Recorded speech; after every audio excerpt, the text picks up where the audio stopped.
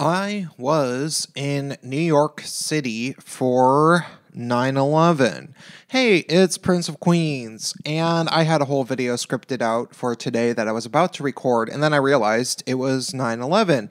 And I realized I have this story because I was actually there in New York City, so I'm doing an unscripted storytime video because I've told this story I don't know how many times, because obviously everybody wants to hear it, because I was actually in New York City for 9/11. I was in my sophomore year going to college. So this is how it goes.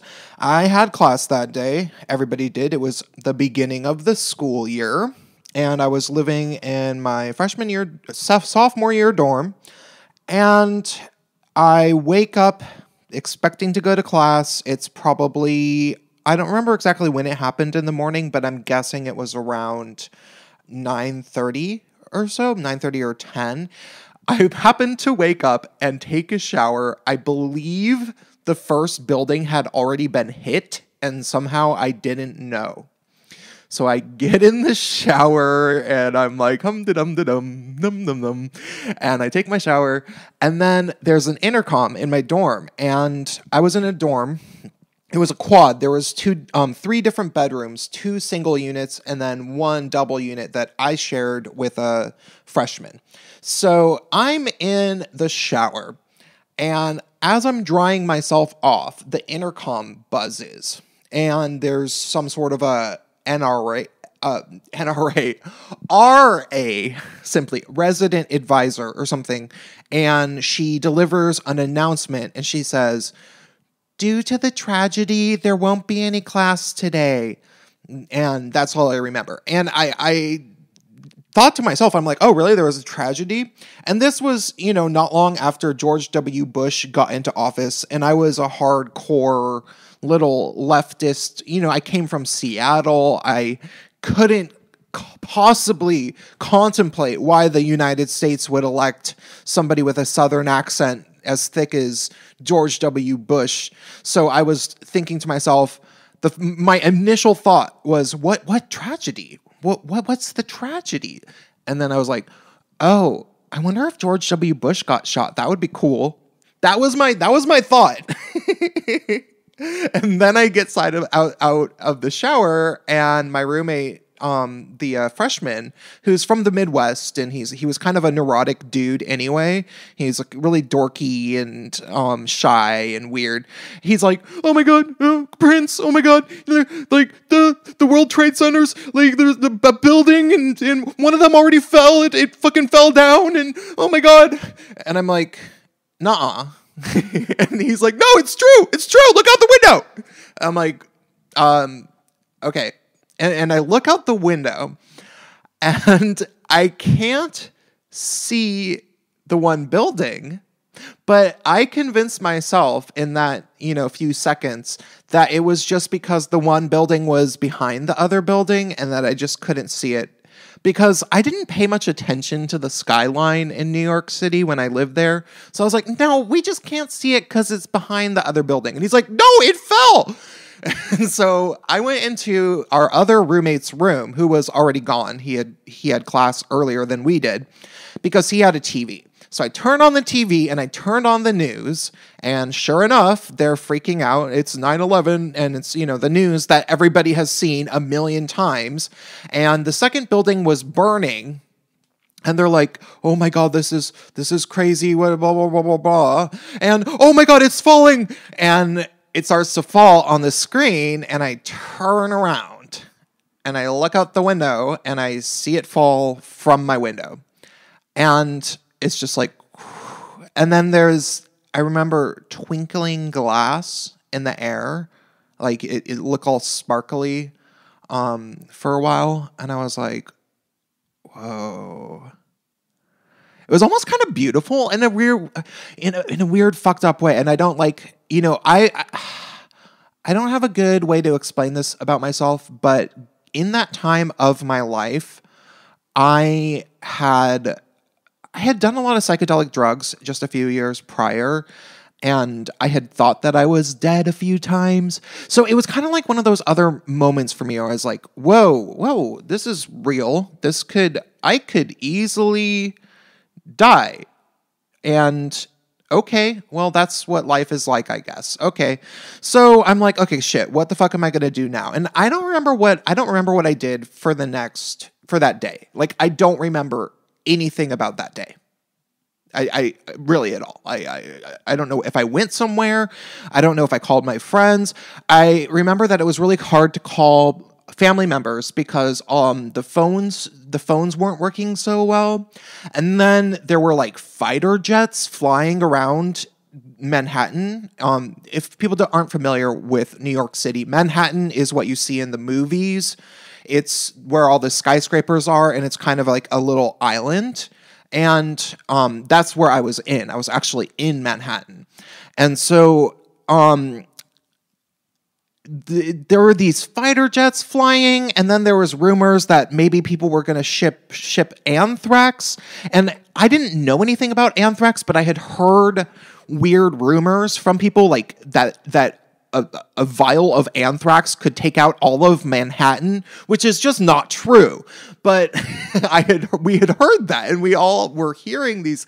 So what it was like to be in New York for that week, there was this, it was like an entire week where we probably didn't have school, and people just didn't go to school. But what was weird, and a lot of people wouldn't suspect this, but when you explain it to them, they're like, oh, that makes sense. That week in New York was so fucking fun. After the initial, like, scariness where everybody was freaking out and, like, oh my God, maybe we're going to die. I do remember one thing.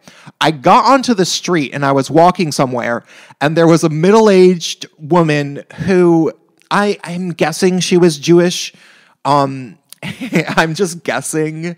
And she was talking on a cell phone, and she had that kind of thick East Coast accent. And I remember her saying, like, this is war, and I say we nuke them all. And I remember her. That's like the only thing I remember from that actual day. And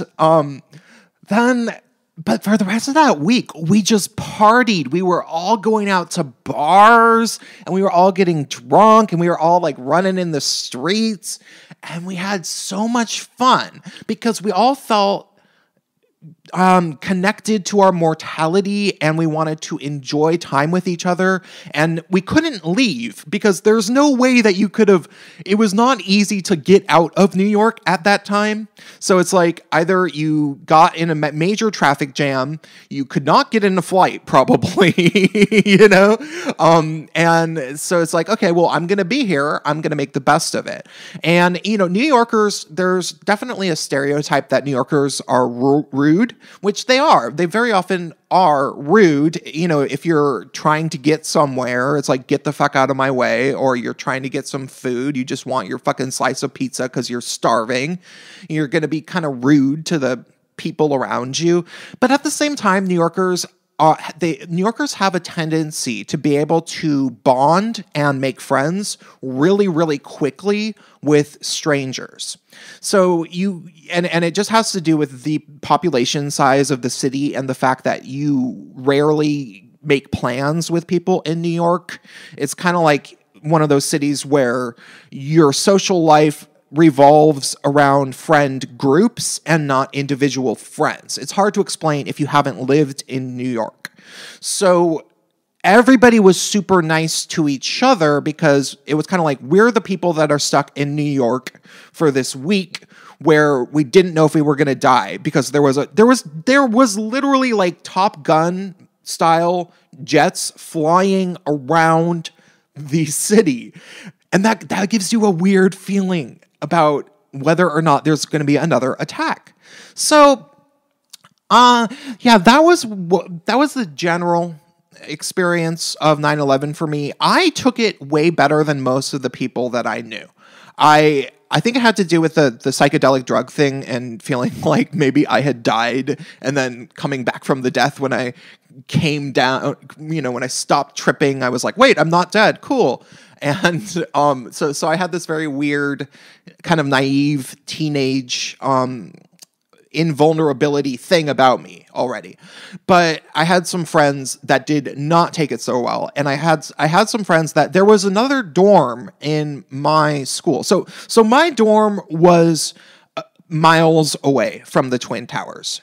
And I could see them because they were gigantic, but there was another dorm from my school which was within about probably 8 blocks of the Twin Towers. And so those kids, they heard it was the loudest noise they had ever heard. Their entire building shook massively. Everybody woke up and ran outside and was like, what is going on? What's going on? And friends of mine were so close that they could literally see people jumping from windows to get away from the fire. Like, because it was fire and smoke, and I guess they preferred to fall to their death because it would be quicker, and they jumped out the windows. So those kids were like deeply traumatized, if you can imagine, and they, had flashbacks and like maybe some sort of PTSD, because I can understand that would be really bad. My one big regret, and this is what I'm going to close this story with, is how I acted to a girl that was my friend prior, who she was in my choir class. I was taking choir. She was really nice, and we had been friends, I think, the previous year, and then we both signed up to take choir again, and we had always been cool. She was a local. She actually grew up in the New York area, and she lost literally 9 family members in it. Like 3 or 4 of her cousins, one of her uncles or something, 9. I am serious, 9. And she came to class, and and people were like, are you all right? And she was like, I lost 9 family members. And we're like, oh. And she was like, yeah, I forced myself to come to class. And people were like, oh, well, you don't have to be here. And I don't remember what I said to her, but it was some sort of, I was trying to try to like transfer my weird energy of somebody who had done a lot of psychedelic drugs and, didn't fear death, and was like, so I probably said something to her like, well, we all die, we could all die tomorrow, and we'll all be connected, and so it's not a big deal, really, or something like that. And I don't remember what I said, but it was not cool in retrospect. And she wasn't my friend anymore after that. It was like she did not think that I gave a shit. And honestly, I can see why she would think that I didn't give a shit, because I wasn't trying to emphasize. I was trying to make her feel better. And I was talking about shit that I did not know about. Like, you do not tell somebody who just lost 9 family members that it's all right and that they can, like, get over it because you think that you could. That's not really how you should react. But overall, I handled it really kind of well, and I didn't want to go to war with Iraq, because I remember thinking to myself, whoa, I am one of the closest people that's alive that should be terrified that we should, attack somebody because of this. But I want to make sure it's going to be the right people, and then we're not going to start some war that's unnecessary. And it turned out that I was kind of right. So yeah, what about that? And that's going to be all for this story.